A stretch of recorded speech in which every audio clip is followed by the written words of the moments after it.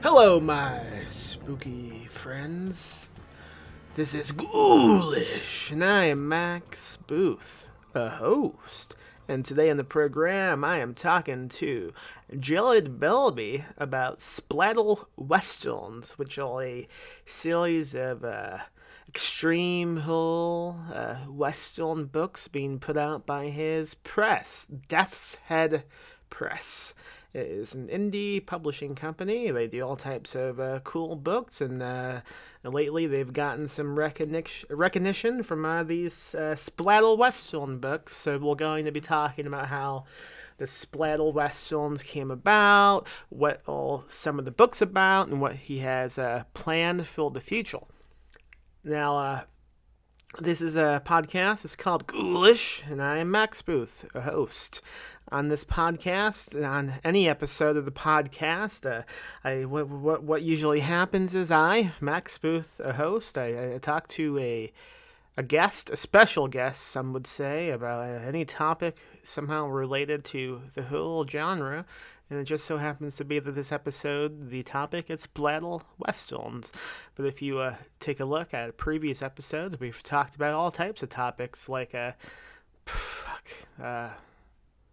I can't think of any right now, but we have, I promise you. So if you like today's episode, hey, why don't you subscribe? You know, people say that sometimes on podcasts, like in the beginning, they say, hey, subscribe. But I feel like if you're already listening to this, the chances of you having already subscribed are pretty high. Unless maybe I just listen to podcasts differently from everybody else, I usually hit subscribe immediately.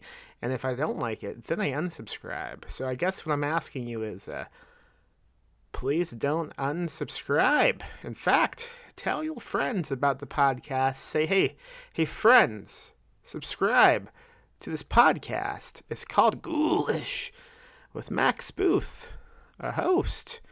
And hell, maybe go leave a review.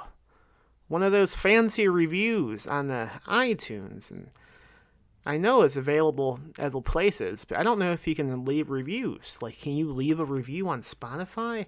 I don't know. I don't have Spotify. I used to, and I don't think I left any reviews when I did. But I don't have it now. Because I recall I was listening to Spotify one time while driving, and the advertisements were insane. There was one advertisement I'm thinking of now that would always happen while I was driving, and it was of a vehicle honking. That was the commercial, and it would always confuse me while driving, and I would look around going, hey, who's honking? What's the cause of this? And then eventually I would investigate and discover, oh wait, it is Spotify trying to prank me.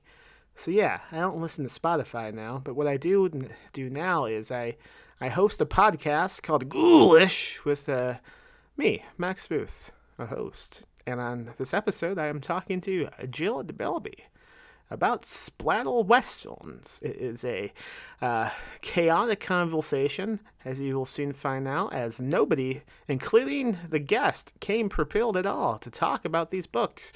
Yet somehow we managed to make some type of conversation about it. Just an FYI, if you're a new listener, I do run my own indie publishing company called Perpetual Motion Machine. Go on over to perpetualpublishing.com and check out the books we have for sale. Pretty good books right now. We have Jurassic Christ by Michael Allen Rose available for pre-orders. So go snag a copy of that or any other book we've put out. My own book, We Need to Do Something, is available on that website. At the moment, the film adaptation is just finishing post production. So that's pretty exciting, I think. But until then, let's go ahead and I don't know. Uh, I guess we can listen to this episode. Yeah, yeah, we can do that. All right, let's listen to this episode. This really spooky episode.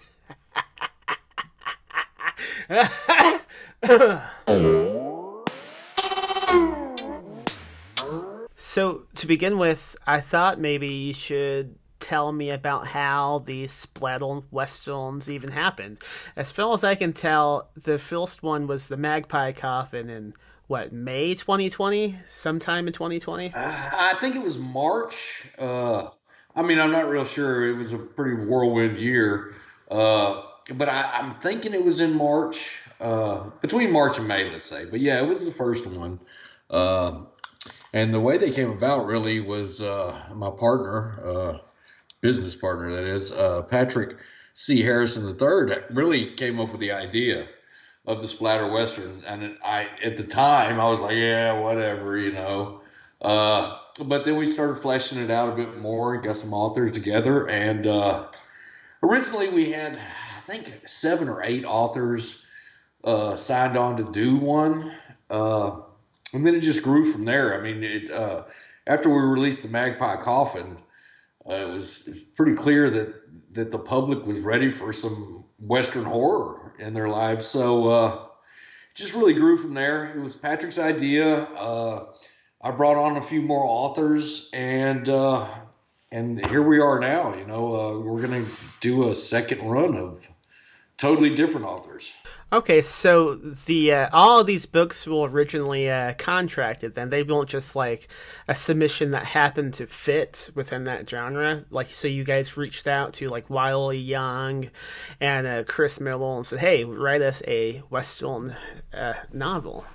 Absolutely, that's exactly how we did it. We got the people that we knew at the time were interested because they had published with us before. We said, "Hey, you guys, y'all want part of this?" And most everybody said, "Yeah, we want in." So yeah, we went into it with contracts at hand. It wasn't there was no submission calls or anything like that. We didn't have any manuscripts before we had the idea. So that was how that came about. We already had it all pre-planned, and then That makes a lot of sense because it seemed like out of nowhere they just began popping up, and I kind of thought, "Whoa, where the fuck are these coming from?" yeah, yeah, it was we before we released Magpie. I guess we already had really 5 manuscripts completed, and we were just waiting on those fantastic covers from Justin to release them. So we had planned it that when he would finish a cover, we would release the next book. So it worked out pretty well. About a month and a half between books. And sometimes less, sometimes more. But basically, we had planned it for a book a month for the year. We didn't quite make it, but we came close. Okay, so let's go back and tell me about these covers because that's obviously the thing that strikes anybody's eye when they first see these books, and that's what they tend to talk about the most. Just how crazy and visually stunning the cover art is on all these books. So, like, walk me through the process of how I forget the name of the guy who paints them, but walk me through the process of contacting him and what conversations you guys had because these are so like iconic looking. Yeah, I mean, his name's Justin T. Coons. And he's a great. I mean, they all start out as paintings. I'm pretty sure it's acrylic or maybe watercolors. I don't know, but we had contracted him. I forgot where we had originally got his name from, but he did our cover for a Christine Morgan collection that we had, Dawn of the Living Impaired. So we were already familiar with his work and we liked his style. So we wanted all of our covers to be consistent. We wanted the same artist to do the whole series, so there would be that consistency throughout the covers. I mean, they wouldn't be the same cover, but they would feel the same. You could tell the same artist did it. So we contacted him, made a deal for the whole series, uh, and he agreed to come on board. He's we pretty much to do one of these covers. We like to involve our authors pretty heavily in the creation of their covers because it's their work, and we want it to embody what they want to see for their work. So we will start a Facebook chat, and everybody throws their ideas in there. Justin will come back with a sketch, and 10 times out of 10 so far, it's been right on the money, and everybody's that's what we want, and then he'll just roll with it. He'll paint it up. We'll kind of let him know the color theme we want to go with, and boom! About a month later, we have this awesome cover and this awesome work of art. That's how the covers work for us. And we pretty much do all our covers that way. We have a few cover artists we work with, Justin being our go-to on this series, but we have Danielle Bathsheba who did the one for Dead Inside, and she's done a couple more. She did Pandemonium from Lucas Mangum and Ryan Harding. So yeah, once we get comfortable with an artist, we like to give them a lot of work, keep them busy. And also, my God, the interior formatting. How that who Oh, does that? man, we have this fantastic interior formatter. You may be familiar with her. I don't know if you've heard of her before, but Lori Michelle. I mean, she is one of the most important members of our team. Realistically, she nails it every time on the layout. She doesn't miss a beat, and she's quick and efficient. I think she deserves a splatter punk. I think so too. Now I don't know how many. Now she formats for lots of companies now, and I don't know if anyone's caught on to this yet. So I'm going to let you in on a secret. She has this odd, I guess you would call it tick. Well, every book that she formats, she intentionally adds one typo, and no one has ever noticed. I think Oh it's. my God. Have you haven't picked up on that yet? Oh man, now my OCD's going. It's already in overdrive. Now I'm going to be digging through every book on my shelf. But No, that was a lie. I don't know. I mean, it's but she does. She adds flair to the inside of the book, and which is just as important as the flair on the outside. I mean, because if you've got this badass cover, and then your book just looks like a dumpster fire on the inside, it's going to show. And none of these books are. Nothing she's ever done for us looks even remotely bad. Yeah, So we're she's very okay. happy. She's okay. So, um, Yeah, she's all right. We just sent her one today, actually. So yeah, I think she told me that before she left to go teach dance. We're saying all these good things about her now, but she's never going to know because she refuses to listen to this podcast. really, Yeah. yeah. Well, my wife doesn't listen to. Well, I take that back. When we're trapped in the car driving somewhere, I make her listen to any podcast I've been on. So pretty much captive audience. That's great. You don't see too many Western books coming out these days, especially through indie presses. What has been the experience like? Like, you guys like finding there's an audience for these books that, like, of readers who have been uh, craving Western books and they just haven't been able to find any until now?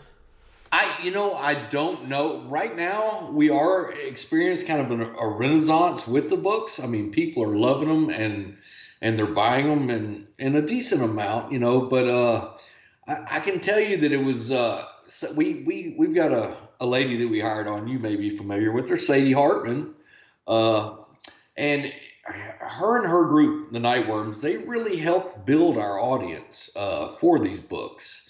When Magpie came out, Sadie wasn't on the payroll yet, of course. But we got together and I agreed to send her books and they agreed to review them, honest reviews. I don't want them pulling any punches, but they loved them and they put it out there. And slowly, at first, the audience grew, and then it was just a big snowball effect. I mean, our first book was a really good one. Wiley Young really wrote a classic horror western with the Magpie Coffin, and the Nightworms picked up on that, and they couldn't wait for the next one and the next one and the next one. So through their help, we built a pretty significant audience. I think people were ready for a change from zombies and this and that, and I think it was fresh for when it came out. And I think it's still fresh, and I think a lot of other publishers are going to be putting out some westerns here this year and into the next. Yeah, that leads into an announcement. Beginning next year, we will be Perpetual Motion Machine. We will be releasing a new imprint of books called Bloody Westerns.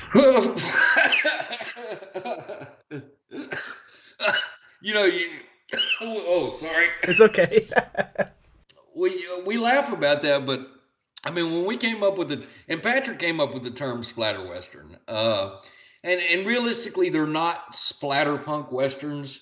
Like, people have a tendency to say, "Oh, that's splatterpunk western." No, I mean, they don't really conform to the splatterpunk. But the splatter refers to the gore, of course. But we had actually we were gonna trademark that name, copyright it. And then we were like, you know what? That seems a little pretentious. So like, why don't we not do that? So we did. So, but yeah, I mean, Patrick again, he coined that term, and that term's really, really stuck, and it's on the tips of a lot of people's tongues. So I got to tip my hat to him. He came up with a good one. Do you want to walk through each of these books? There's only 8 of them? There are 8 of them now.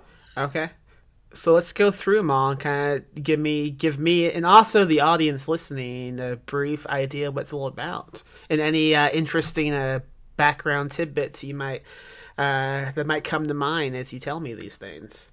Well, to be honest, Max, some of these books I haven't got a chance to dig into yet. So we are a 2-man organization, and admittedly, Patrick does most of the technical reading and stuff. And there's a couple of these I haven't gotten to. Oh boy!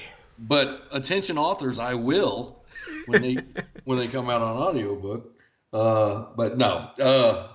So the Magpie Coffin is basically a revenge. The first one is a revenge story. You've got an outlaw, Samuel Covington, who presumably can't be killed except by this one special weapon. So, and his buddy, a dead bear, was killed. So he's traveling across the West, seeking revenge on those who've been wronged, and trying to avoid the one gun that will kill him. So that's the first Western that I have read. So Patrick's going to be upset because I have not read Savage Breed, his which is number 6 that I haven't read. But then you got so don't laugh, Max. I knew these technical questions were going to come up, and I dreaded them. So the next one we came out with was Hunger on the Chisholm Trail, which is by Mike Innenbach, or M. Innenbach, as he likes to be referred to in his author name. But it's more of a Wendigo story set in the Old West on the Chisholm Trail. Many wagon trains on the Chisholm Trail during that time. And it's just a Wendigo runs rampant among them. So you can obviously tell I did not read that one. I believe you're doing a great job selling these. So I didn't read this, but you guys might like it. You might like it. People seem to like it, so I mean, definitely go out and buy it. I mean, I would like to stop you right there, and I think people seem to like it. It would be a great thing to add to the front cover. People Absolutely. seem to like it. People seem to like it. Blurb. But don't quote me on that. Just put anonymous blurber. And then the next one, Dust, that came out is by Chris Miller, another Texan. These are all Texas boys so far on these first books. Dust. It's about a town called Dust. And it is more of a cosmic horror, sort of Lovecraftian with some Western. I mean, more Western with a little Lovecraftian, to be honest. So, but in the words of a famous blurber, people seem to like it. Let me So ask you, how come that title is in all caps? Does it stand for something as well? I don't. People seem to like it. No, I don't.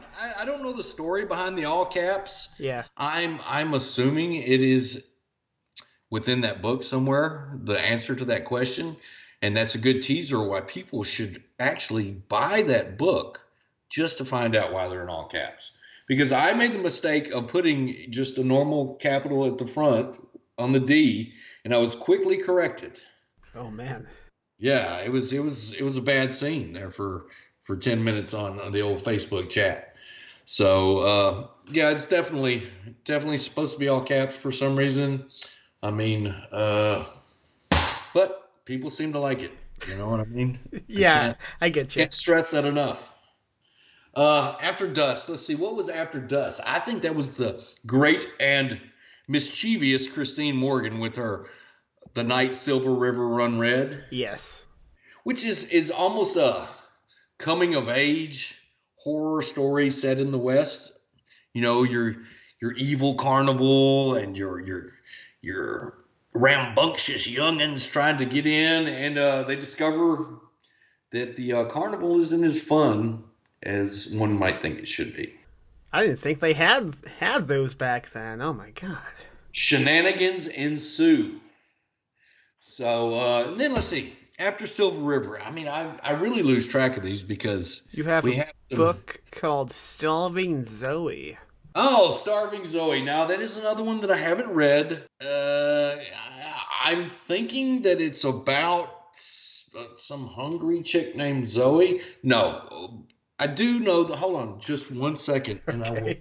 grab this back cover here in my cabinet. Oh shit!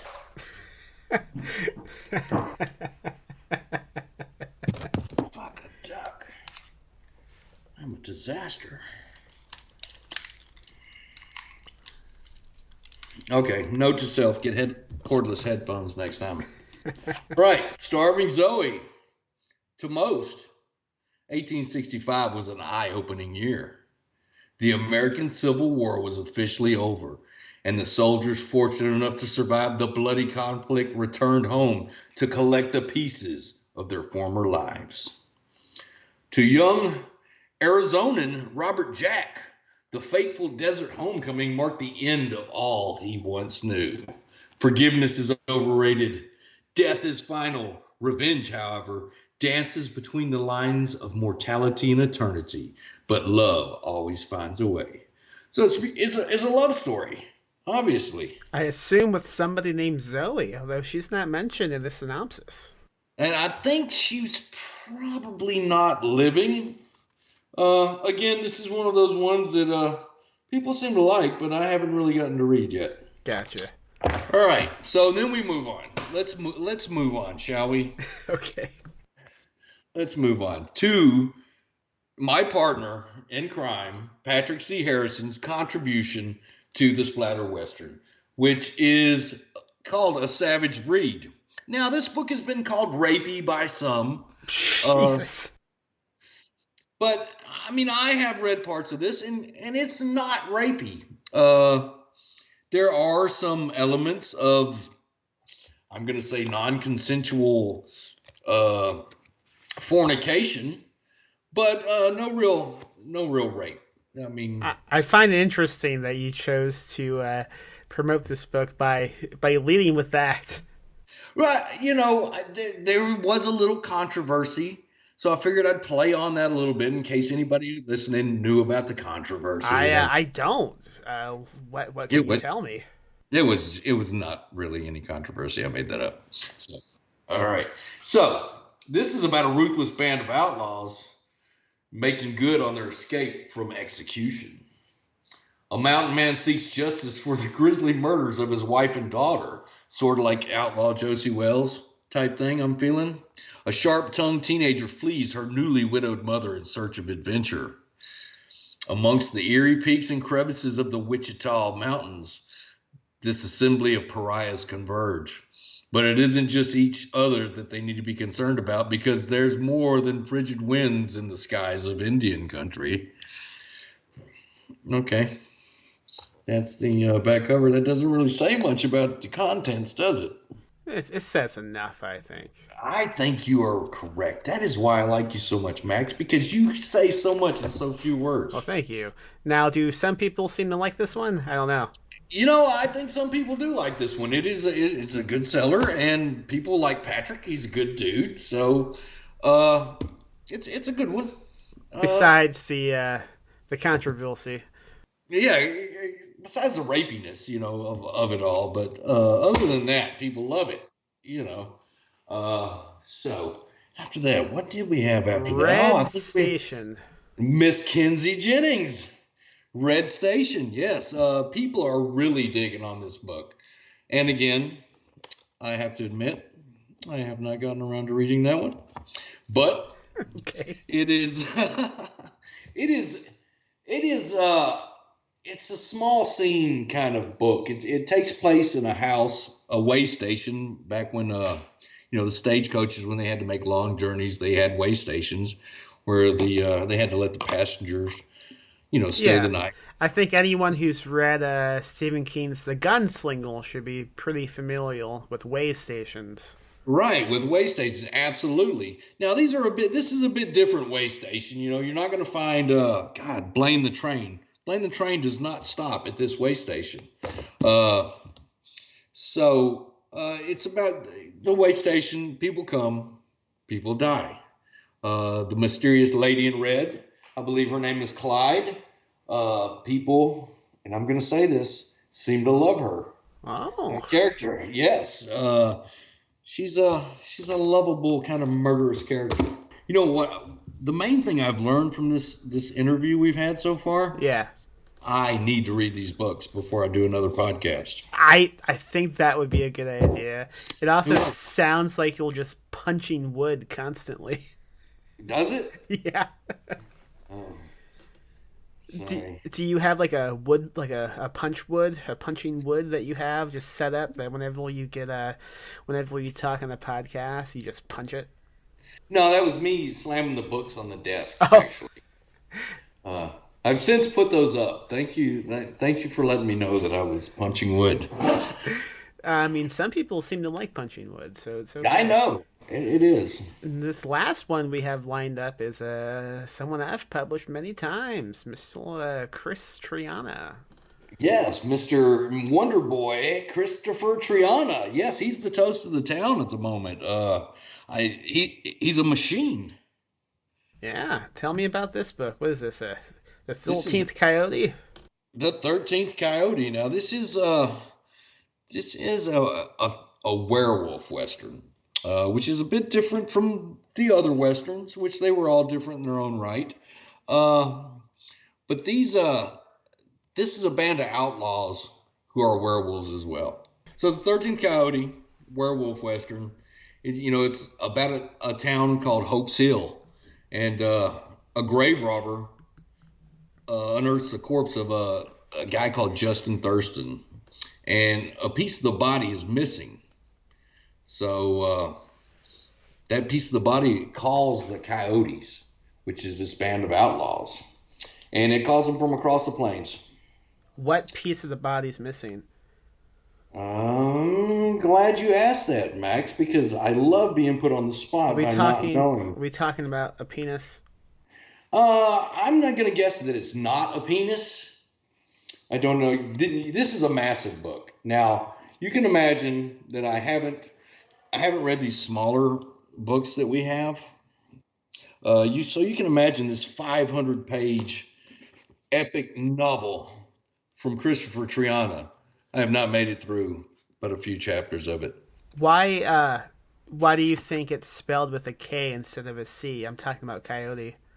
because Christopher is spelled with a K and he's so cool. So Ah, he said, I'm going to name my book like I name myself I with a thought K. maybe it was sponsored by Jonathan Davis, maybe.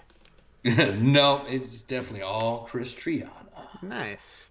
That's So, that's typical Chris Triana sabotage.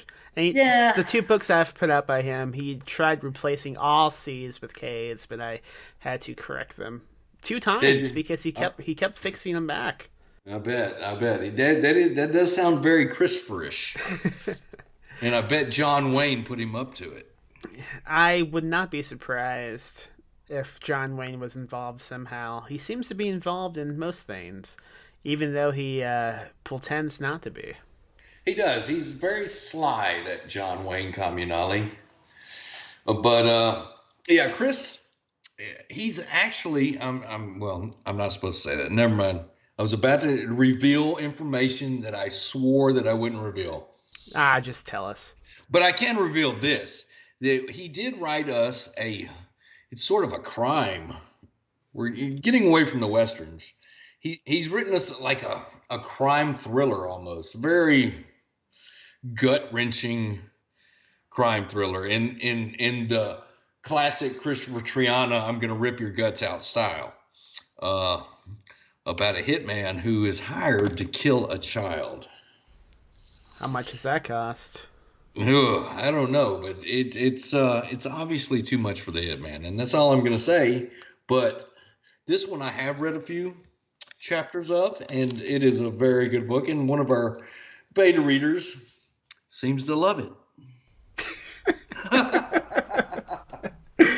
That should just be the new tagline of the press. It Death's Head is. Press. People seem to love it. People seem to like us.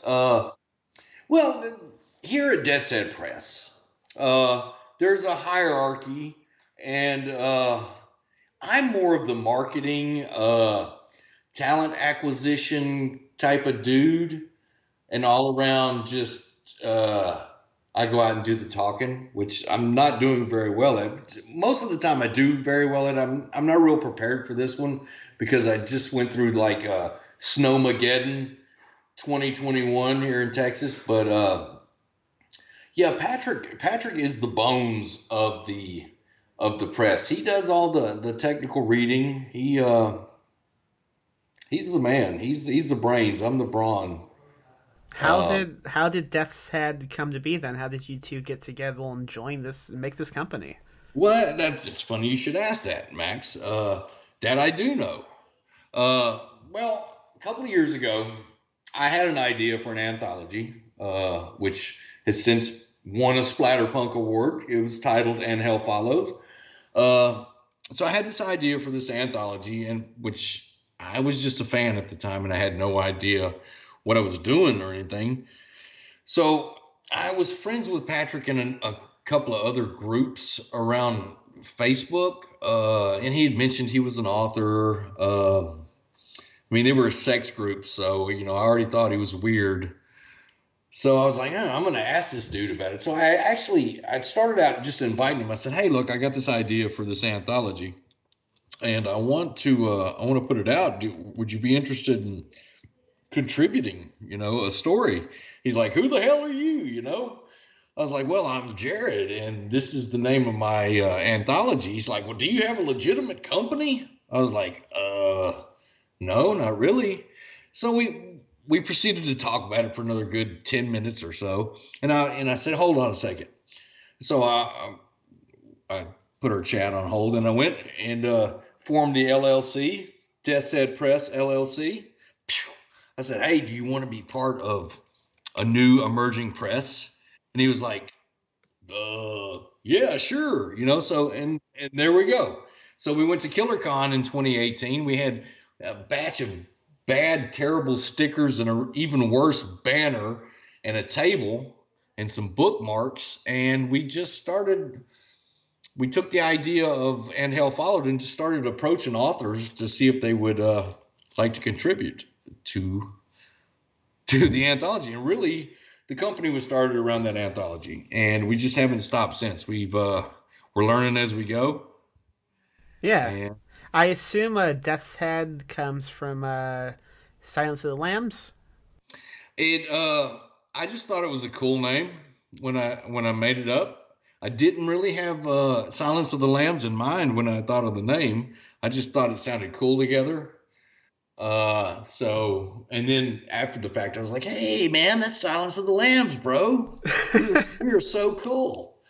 But no, I mean, I just thought it sounded good. And then once I started saying it a little bit, it was kind of hard to say Death's Head Press. I was like, man, maybe I messed up here. But people seem to like it. What plans do you guys have for the future with these Splatter Westerns? You said you will opening up perhaps for a second season? What are you guys calling these? Yeah, we're calling it season two. I mean, we had some hardcovers. Thunderstorm Books and Death's Head Press teamed up to put the first 13 out in hardcover. So we really want to differentiate the two series so that the collectability of the first set doesn't suffer. So I don't really know what we're going to call it yet. It's going to be the Splatter Western's going to be involved, but I just don't know how yet. But we're kind of taking a different direction in the second set of books that we're going to come out. We don't know how many there are going to be yet. Right now, the list is growing and growing and growing because I have a hard time saying no uh, when I hear an idea I like. I never really think too far ahead, except that, yeah, I want it, and then I'll worry about how to do it afterwards. But uh, we want to be a little bit more diverse. We want to get alternate takes on the West, not only from marginalized people's perspectives of the West, uh, but also we want more females involved and just different story, different types of stories. I mean, you know how the Mandalorian is basically a Western. Yeah, Uh, pretty much. Yeah. so we're looking to expand it to stuff like that. It doesn't have to be your typical 1875 gold miner West. Just make it feel It could be 1875. 1876. I mean, there's so many Yes, years. or even 78. I mean, I don't care. Whoa. Let's get crazy here. You know, let's think outside the box. Could be even be 1790. We've actually got a pitch from the UK because I think it would be interesting uh, for the British perspective of a Western. Yeah, You know, what so, would that look like? I don't I don't know. know, somebody completely unfamiliar with the Wild West except through books. Oh, well, of course, we're all completely unfamiliar because we didn't live it. But I'm thinking maybe Jack the Ripper comes to the Wild West or something like that. I don't know what he has in mind. So I actually I don't do. think he'd be able to handle that heat, man. That heat, man. No, but yeah, it's going to be a very interesting series to say the least. It's going to look completely different than the first 13. All right. So, all right, man. And I'll actually read those as I get them. I promise. So if we ever do this again, Max, I will be totally more prepared and I will read these books. But there's one thing, I do have a 9 to 5. I find it when, and you're in publishing too, that you lose time. You lose the ability a lot of times to read for pleasure. Not the ability, but the time. So I mean, it's really it's a lot more time consuming than I had anticipated it was going to be. I figured by now we would have already made our first 3 or 4 million, and I'd have hired somebody to do all this. You But haven't yet? no, not even. Oh, No, wow. I don't You even need to think we've catch made our. up. I know. It's funny because I had that idea for And Hell Followed, and I was telling the wife, I was like, look, with this book, you see that right, that backyard? That's where we're going to put the swimming pool that this book is gonna, the money that it's gonna make us. Well, right now there's one of those Walmart little blue pools out there, and that's about it. So the margins are slim, but the joy in doing it is Yeah. priceless. And plus, it's not like you'll just releasing these without nobody in the company reading them. I mean, it's understandable. I mean, I run a two Pilsen company as well, and she doesn't read all the books we put out. Right, of course. Yeah, and that's Patrick's main job is to read and make sure that we don't put out anything stupid. And so far, he's done a great job. Uh, Except, no, I'm kidding. no, no, we have put out a couple of stinkers. Everybody does, and it shows when you put out a stinker. I mean, it hurts when you think, and I'm sure you can relate. That you love this book, and you think, oh my God, people are going to love this book, and it just falls flat. It's just there's no feeling like it. It's like I can't believe people did not like that. Yeah, it's always really disappointing. It's happened to me many times, and I don't know. A rational mind might say, well, maybe I misjudged this, but not me. I think, everybody's an idiot. Right. Let me double down on this and come out with volume two. You didn't like it the first time? Now we've doubled it. Right. And yeah, we've got a couple like that, but for the most part, I mean, we have been really lucky in attracting really good talent. A lot of people, a lot of good talent had faith in us from the get-go and helped us along, and it's kept us afloat. I mean, the good talent is the only thing that keeps us going, really. I mean, we're just two oil-filled trash people trying to produce books, but they're the ones really doing the work, and we're just putting it all together. So I feel very fortunate to have the people working with us that do. I think that's a good message to end on. Do you want to tell us how we can find these books and really find you guys online? Well, if you go to www.peopleseemtolikeit.com, there's a list of all our books. No, I'm we going do have to it. we do have a website. It's www.deathsheadpress.com. All of our books can be found on Amazon. Yeah. And we're in the process right now of revamping our website where we're going to start selling our own product. We're trying to get off the Amazon tit. Bezos has enough of our money. I would say so. And by the way, peopleseemtolikeit.com is not taken. It's available. Well, it is not for long. Oh, and another thing, be on the lookout in the next few months. I think in April, but there's a new Brian Keene book coming out from Death's Head Press. Oh shit, April. Oh shit, that's April. Like soon. That's like soon, right? Our next release, though, I have to get this in, is a book that has not been in print since 1977. It's a collector's item now. It was featured in the Paperbacks from Hell, and it's from an author named Charles Michael Platt, and it's called Sweet Evil.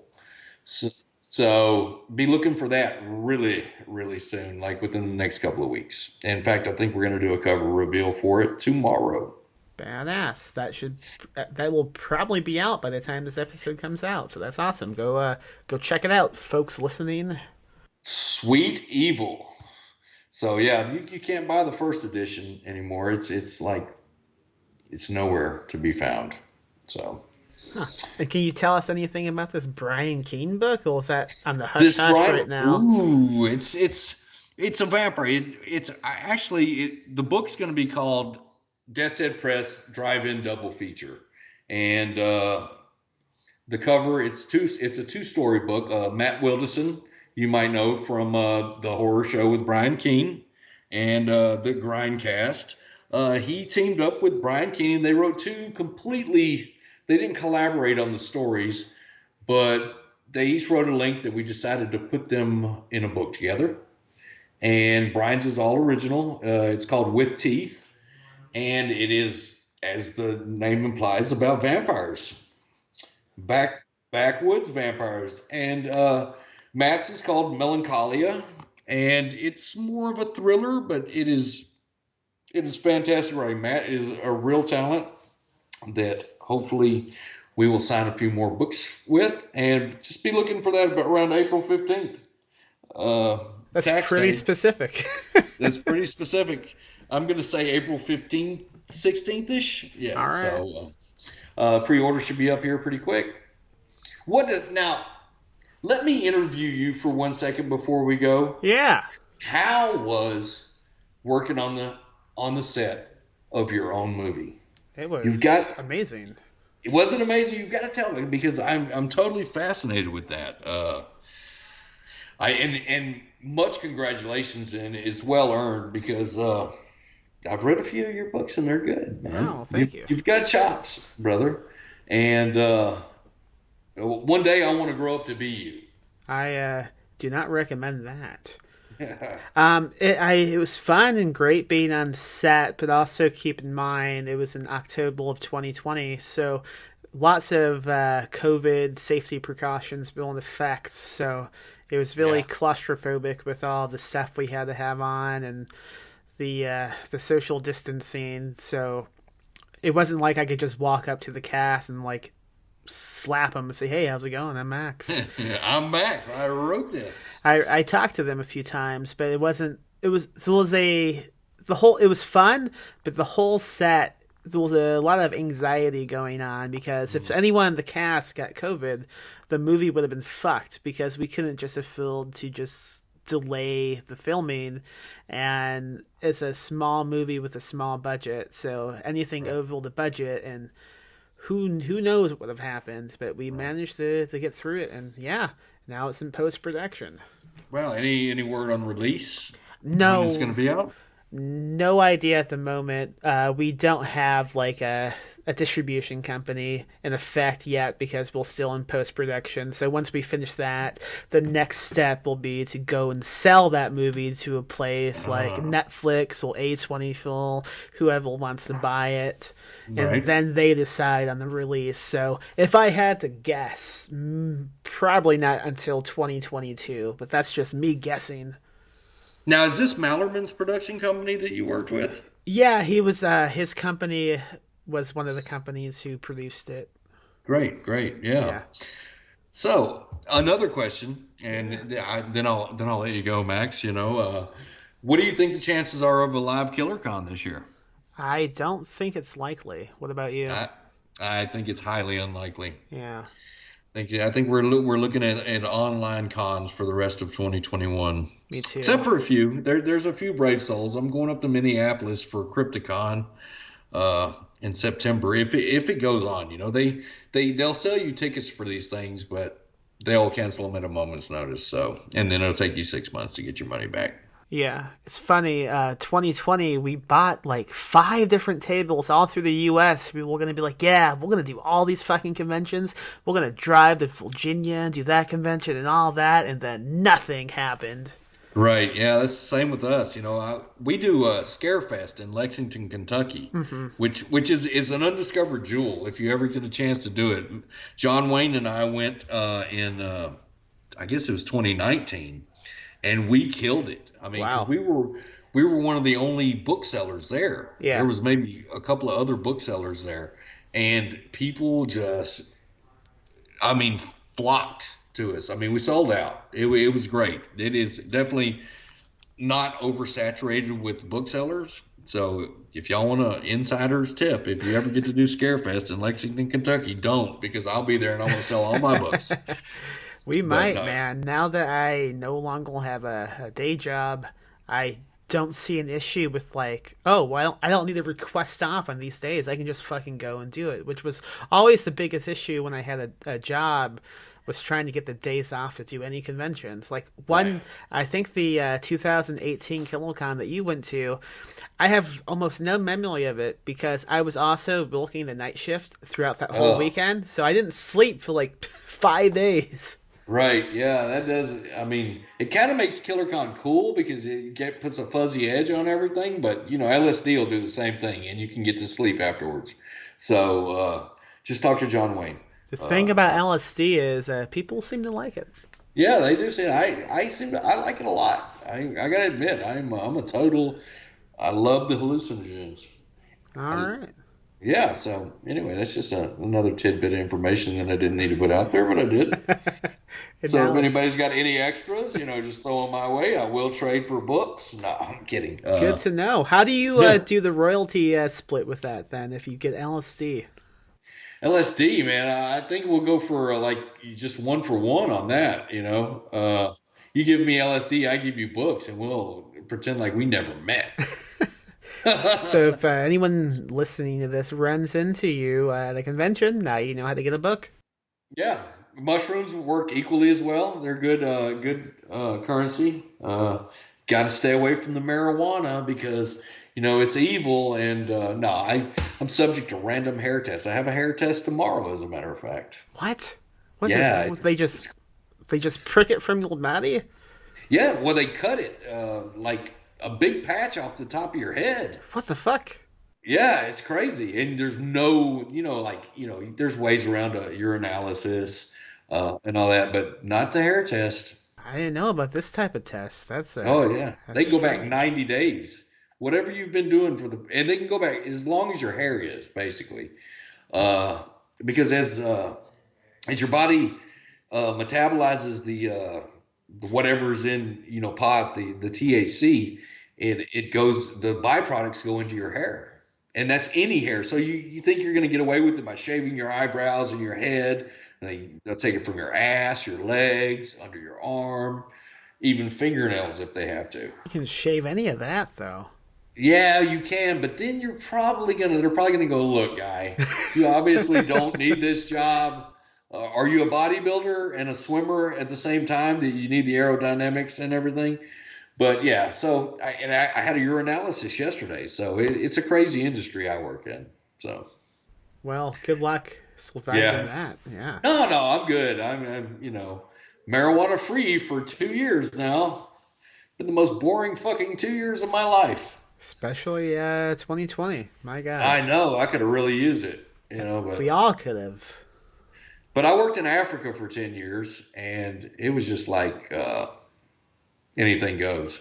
So Well, the thing they say about Africa is people seem to like it. people seem to like it over in Africa a lot, and there was plenty of it. So and Patrick's over there right now. So I got.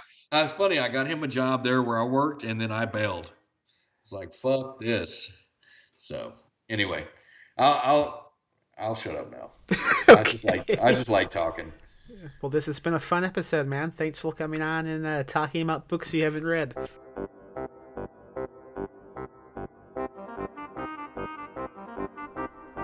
Alright, babies, that was Jarod Barbee attempting to talk about the books he published.